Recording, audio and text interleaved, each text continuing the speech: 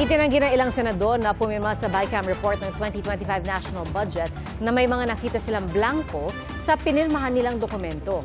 Ipinakita naman ng isang kongresista sa GMA Integrated News ang kopya ng BICAM na niratify raw ng Kamara kahit may mga blanco. Saksi si Jonathan Andal.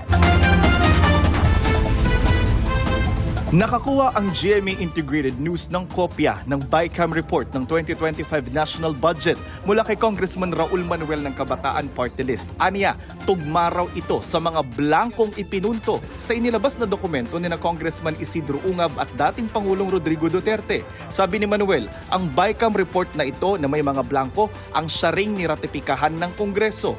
Aniya, binigyan daw ng kopya ng BICAM report ang lahat ng kongresista noong Disyembre bago ito sinalang sa plenaryo para maratipika. Pero ang problema, in-email lang daw ang soft copy nito. Kulang isang linggo bago ang ratifikasyon. Habang ang printed copy naman, ibinigay lang daw wala pa isang oras bago ito sinalang sa plenaryo. Kaya raw hindi na ito nabusisi ng maayos. Sobrang tipid ng oras talaga para mabusisi yan. Parang may enter sa totoo lang, hindi rin agad nakita yung mga blanks, no? Kasi nga, hindi tayo sanay na may mga ganon.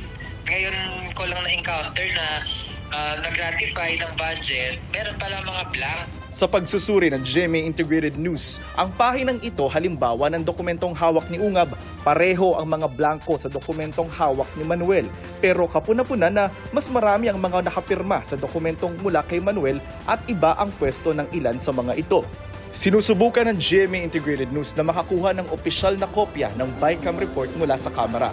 Sa proseso ng pagpasa ng budget matapos ratipikahan ng BICAM report, ito ang magiging basihan ng General Appropriations Bill o GAB na isusumiti sa Pangulo. Oras na pirmahan ito ng Pangulo para maisabatas, ito na ang tinatawag na GAA o General Appropriations Act.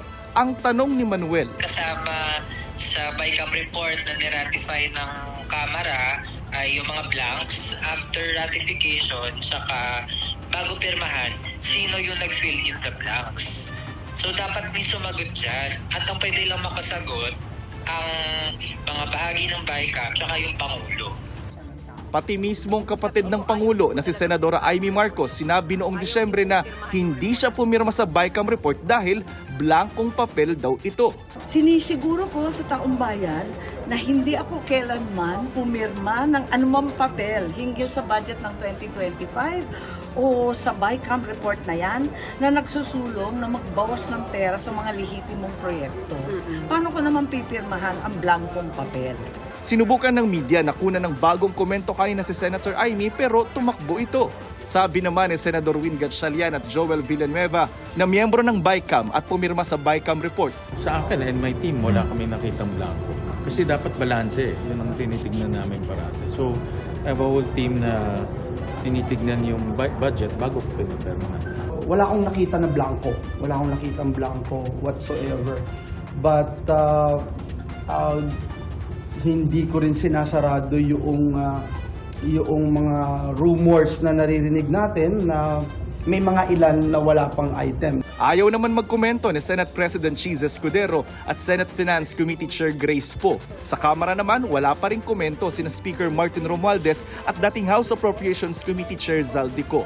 Nauna nang sinabi ni Pangulong Marcos na nagsisinungaling daw si Duterte dahil wala raw blanco sa pinirmahan niyang General Appropriations Act. Para sa GMA Integrated News, ako si Jonathan Nandal, ang inyong saksi. Mga kapuso, maging una sa saksi. Mag-subscribe sa GMA Integrated News sa YouTube para sa iba't ibang balita.